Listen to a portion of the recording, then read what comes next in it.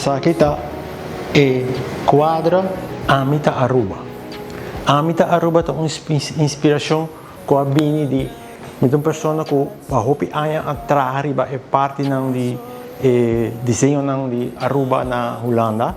Qual tempo muito estudo na Holanda, nossa mora acerca do Aruba Huis, door moet een student não, então met dat studie grafische vormgeving, academia de pintura. E mora acerca para mim desenhar para Aruba Dag, para 18 de março.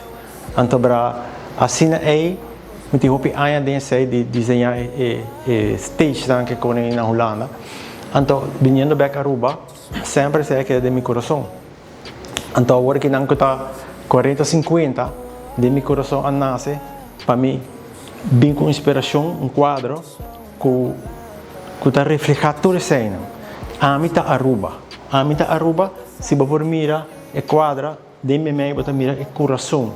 É coração que está representar o latir de cada arubiano, de cada cidadão que está vivendo paranca aqui, grande e chiquito, de geração para geração.